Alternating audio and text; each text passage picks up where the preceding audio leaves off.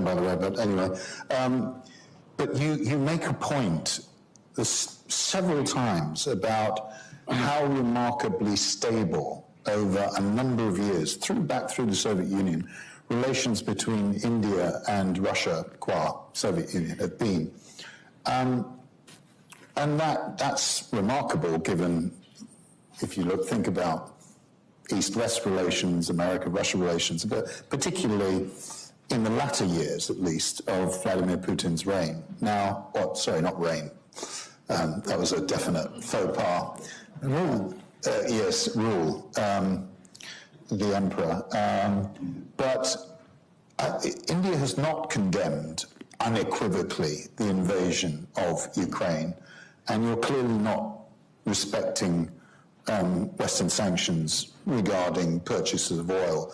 Now, the issue is, I understand that you don't want to put Russia in the poodle position next to China.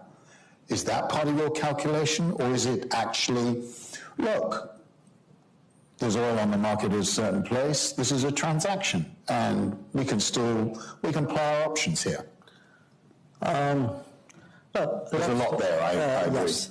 So let me start first with my repeated references to the exceptional steadiness of the relationship. I started my career, a diplomatic career in Moscow. There were very different times. I'm talking of the late 70s. And here's the fact that people need to think about. Let's look from the Second World War till today. The ups and downs in the relationship of the West with Russia. I use Russia and Soviet Union interchangeably. Okay.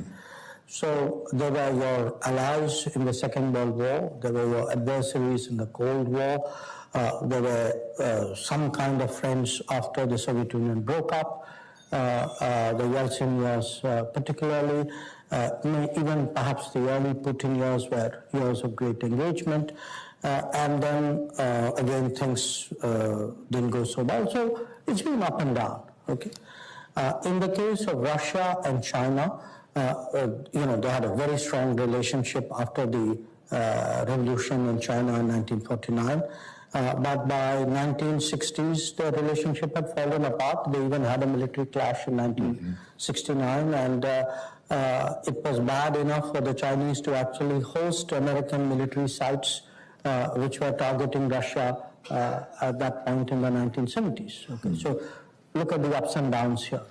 Now, I could, to differing degrees, give you the ups and downs between Russia and Japan, Russia and Germany, Russia and pretty much everybody else. Comparatively, when I look back, we struggled perhaps in the late 40s, early 50s, but certainly after 1954-55, we've had the Khrushchev era, we had the Brezhnev era, you had the Gorbachev era, you had the Yeltsin period, the Putin period, back to the Putin period, and we've remained very steady. Now, I would like to believe that a lot of this is due to the brilliance of diplomats on both sides, but surely if a relationship is so even, there must be a fundamental structural ballast to it which would keep it so even.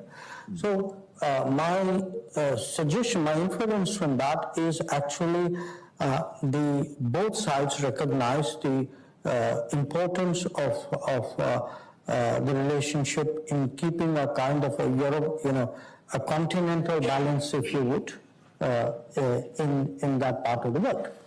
Now, I also make this point that when we, here I speak not just for India, when countries east of Russia view Russia, for us Russia is a source of stability. Russia is not a revisionist power east of Russia. It is west, though. That might be your experience, or I don't think I'm just wearing a Western hat on that. No, but the contrast I would mark. But it is not automatic that if a country is perceived a certain way in the West, that logic would extend to the East. The perception in the East could be very different. In fact, it is very different. So so I think when we approach Russia, because I'll come to the current situation. When we approach Russia, I think those 70 odd years of history and of working together and of what we call the steadiness is very much a factor in our minds. Now, when you then come to the Ukraine situation and what you asked me, look, I follow obviously and understand and analyze the position which European countries and Western countries have broadly taken in regard to Ukraine. But if we now make it a matter of, let us say, principle, which